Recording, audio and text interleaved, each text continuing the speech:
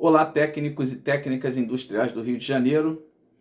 Eu sou Pedro Américo, técnico em eletrotécnica, e hoje estou aqui para mais um Papo de Técnico com vocês.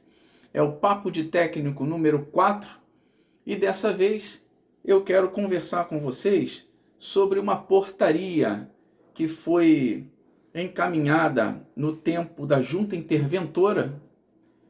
Para que todos possam entender melhor, o CRT-RJ, ele foi introduzido uma junta interventora nele para que pudesse tocar os processos do CRT, devido a inúmeras ocorrências que vêm acontecendo no Rio de Janeiro. Então foi-se necessário criar uma junta interventora, e essa junta interventora, no dia 6 de abril de 2022, ela criou a portaria de número 119. Essa portaria, ela cria e institui a auditoria interna das atividades administrativas do Conselho Regional do Rio de Janeiro de Técnicos. Então, eu estou com um documento aqui em mãos, eu estou com essa portaria número 119, e ela é bem interessante. E para quem lembra do Papo de Técnico número 3, aonde eu falo sobre as exonerações e nomeações de alguns cargos, esse Papo de Técnico de hoje, ele vem justamente comprovar uma coisa muito suspeita nas nomeações que foram feitas pelo novo presidente do órgão, senhor Gilberto Palmares. Por que eu digo isso? Porque nessa portaria instituída pela Junta Interventora, no dia 6 de abril de 2022, que é a portaria 119, ele diz o seguinte: instituir uma auditoria interna no CRT foi justamente para que pudesse ser observado os princípios da legalidade, da impessoalidade, da moralidade, publicidade, economicidade, eficiência e transparência. Muito bem, essa auditoria interna, no seu artigo 3º, inciso 6º do Regimento Interno do Conselho Regional dos Técnicos, prevê constituir e manter uma auditoria interna, ou seja, é regimental a instituição de uma auditoria interna no órgão. Então, seguindo aqui, também para que pudesse se cumprir uma obrigação legal, sob sua responsabilidade, em meio de auditorias, eu fiz uma série de grifos no documento que eu venho observado aqui, e eu venho destacar algumas delas, que ele recomenda, apresentada no relatório de perícia realizado pela empresa IPAB, Instituto de Perícia e Arbitragem de Brasília, no sentido de instituir o setor de auditoria interna no âmbito do CRT-RJ, em consonância com o relatório de sindicância CFT número 001 de 2021. Ou seja, foi instituída uma comissão de sindicância dentro do CRT. Lembra que no Papo de Técnico número 3, eu citei que o nome de algumas pessoas apareciam nessa sindicância e que justamente o senhor presidente Gilberto Palmares agora, ele faz uma nomeação justamente de pessoas que já estavam sendo investigadas e apareceram dentro do relatório da sindicância? Pois bem, na instituição dessa portaria 119 da auditoria interna, previa a recomendação apresentada por uma perícia, uma empresa contratada de perícia, para instituir no setor de auditoria em consonância com o relatório da sindicância. Ou seja, essa perícia iria investigar o que realmente estava acontecendo e por que essas pessoas teriam sido citadas lá, o que elas fizeram, quais foram os danos que elas causaram para o CRT-RJ e para os técnicos industriais do Rio. Então, seguindo aqui, nós temos aqui também no artigo 3º, que diz uma coisa muito importante, que o ocupante do cargo de auditor interno, ele deverá possuir graduação em contabilidade ou áreas afins, com registro nos seus conselhos de classe. Ainda deve possuir experiência de 1 ano na área e ter conhecimentos necessários na administração pública sobre conselhos, fiscalizações profissionais e na Lei 13.639. Aí, o que eu quero dizer com isso, pessoal? Que essa auditoria, eu fui consultar exatamente para entender o que aconteceu. Por que eu estou dizendo isso tudo? Porque agora, no dia 21 de julho, o senhor presidente Gilberto Palmares, ele instituiu uma portaria de número 39, que está aqui na minha mão, que justamente altera esse artigo 3º. Altera o artigo 12, inciso 17, e o artigo 19 dessa portaria 119. E eu fui exatamente baixar essas portarias para tentar entender o porquê do senhor presidente Gilberto Palmares. Ele baixou essa portaria aqui para alterar esse artigo 3º. Então, o artigo 3º, que está aqui em minhas mãos, ele diz exatamente que o ocupante do cargo de auditor interno deverá possuir graduação em contabilidade e experiência na área. E o que acontece aqui nessa resolução, nessa portaria aqui que o senhor presidente Gilberto Palmares ele baixou? Ele diz exatamente assim, ó. O que resolve essa portaria? Está dizendo aqui, resolve, né? Artigo 1º. O ocupante de cargo de auditor interno deverá possuir graduação em curso superior. Apenas, qualquer curso superior. E comprovada a exigência de pelo menos 2 anos em funções gerenciais da administração pública. O que me chama muito a atenção? Por que o senhor presidente Gilberto Palmares baixou a portaria de 39, dizendo que o cargo de auditor interno deveria possuir apenas uma graduação em qualquer curso? Não é bem assim não, porque o que acontece? Eu fui buscar no Google informações sobre a questão do pré-requisito dos cargos de auditoria. No entanto, pasmem vocês que uma curiosidade que me chegou aqui foi que, consultando alguns editais de concursos públicos, por exemplo, eu pude perceber que realmente os cargos, por exemplo, de auditor fiscal da Receita Federal, por exemplo, é necessário e é um pré-requisito que os candidatos tenham qualquer curso na área para exercer o cargo de auditor fiscal da Receita Federal. No entanto, existe uma diferenciação entre ocupar um cargo de auditor fiscal da Receita Federal e um cargo de auditoria interna. Essa portaria 119, que foi instituída pela junta interventora lá atrás, ela prevê o cargo de auditoria interna, não de um cargo de auditor fiscal, por exemplo. Então, para um cargo de auditoria interna, o Google está bem catedrático. Eu fui consultar o Google e lá diz que realmente tem que haver a formação em contabilidade. Então, exatamente essa portaria, ela tenta derrubar esses artigos da portaria 119, instituída pela junta interventora, e ela derruba a cláusula, o artigo 3º sem fundamentação, erroneamente. Então eu vou seguir mais, tá? No artigo 3º está dizendo o seguinte, ó, a auditoria interna, sempre que emitir relatórios de auditoria, deverá encaminhar cópias para a diretoria executiva do CRT. E vamos ver o que a junta interventora colocou como pré-requisitos. Está aqui na minha mão e eu vou desfolhar aqui para vocês. Tem algumas particularidades. Eu vou direto ao ponto. O que a portaria do senhor presidente Gilberto Palmares ela alterou? Alterou o artigo 3º, que diz que não tem que ter formação na área de contabilidade. E é um grande engano, porque no próprio Google diz que a auditoria interna tem sim que ter formação de nível superior em área de contabilidade. Ela alterou também o artigo 12. E eu vou aqui no artigo 12 ler para vocês. Artigo 12.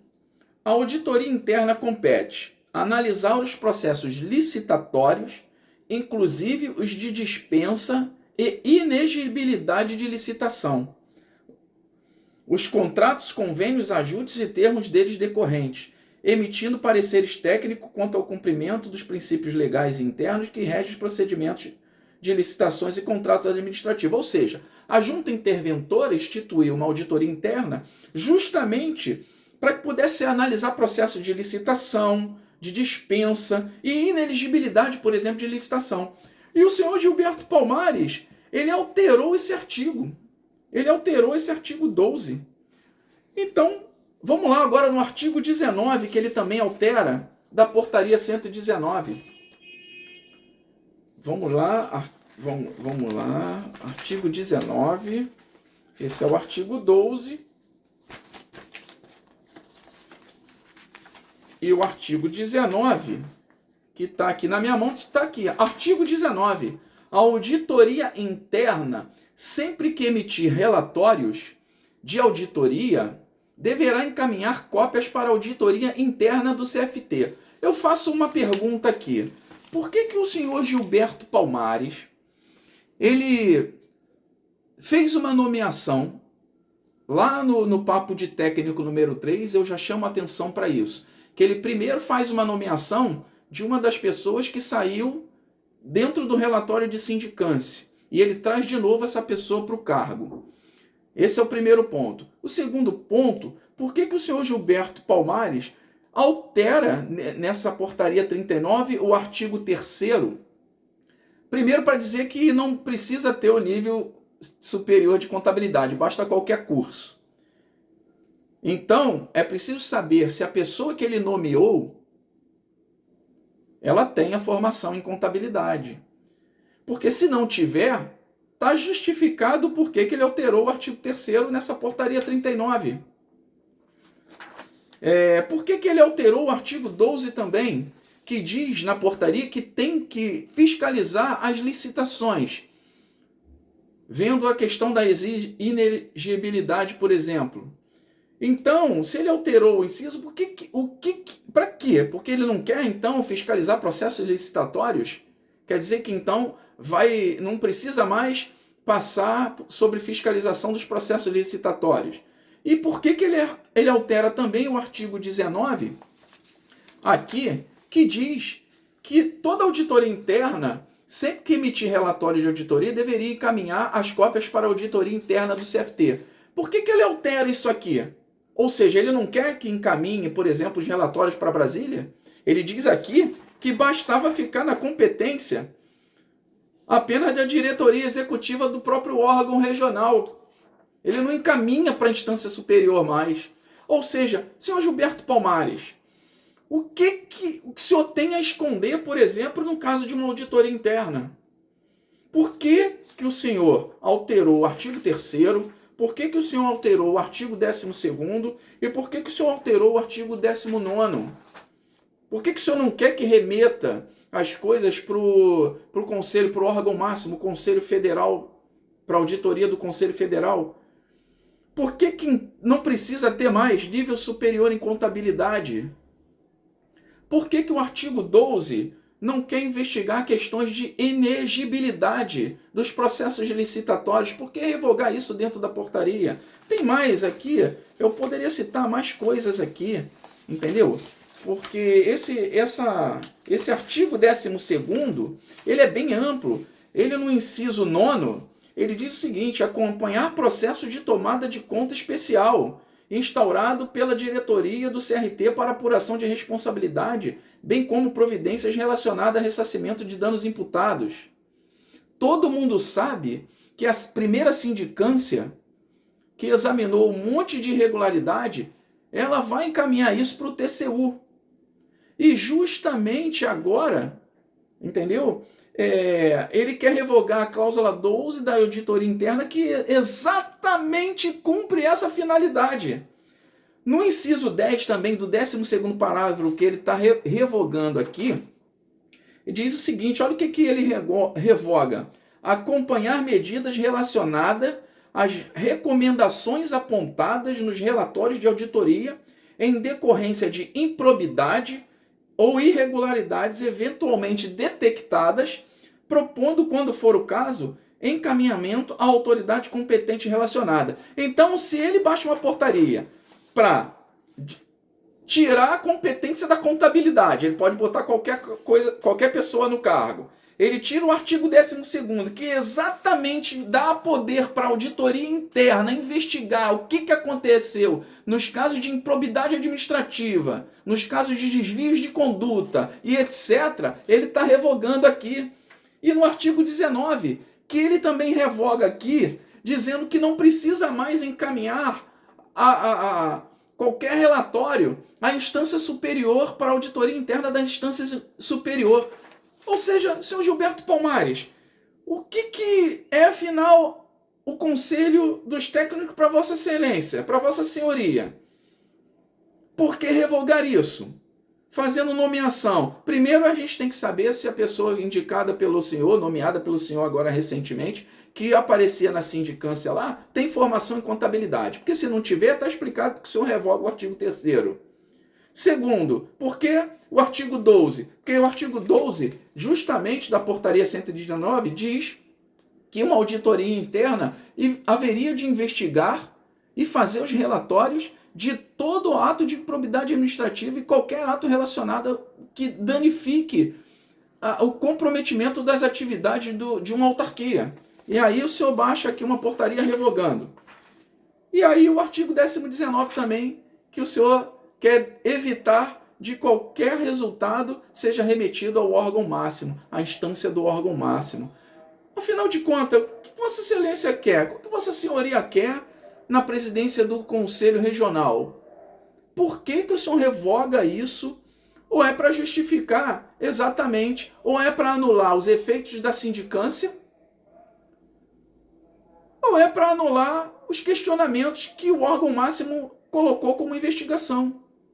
Que contratou uma perícia à parte, uma perícia por fora, que detectou todas as irregularidades. O senhor quer, na verdade, derrubar tudo isso que a sindicância apurou e que a junta interventora colocou acertadamente, na minha opinião, todas essas questões de auditoria interna para que pudesse realmente ser comprovado se houve ou se não houve. E aí o senhor baixa uma portaria derrubando justamente os artigos e incisos principais que investigam esses tipos de atos. É lamentável e é estarrecedor ter que conviver com isso. Eu, como técnico industrial, como ex-conselheiro, eu dou um conselho aqui para todos os conselheiros eleitos nessa nova gestão. Conselheiros, leiam o regimento interno da casa. Leiam, porque o regimento interno é que forma a conduta de vossas senhorias dentro da plenária. Leiam o regimento interno e façam cumprir o cargo que vossas senhorias se predispuseram a disputar.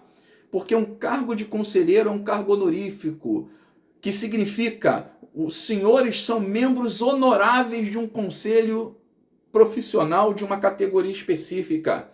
Não caiam nessa de entrar sobre qualquer votação de qualquer maneira sem conhecer os seus estatutos, sem conhecer a Lei 13.639 e sem conhecer o regimento interno da casa. Façam como eu estou fazendo, ainda que eu não esteja mais no conselho, eu ainda continuo me aperfeiçoando e estudando e tentando investigar o porquê de certas portarias são baixadas para revogar investigações que estão em curso.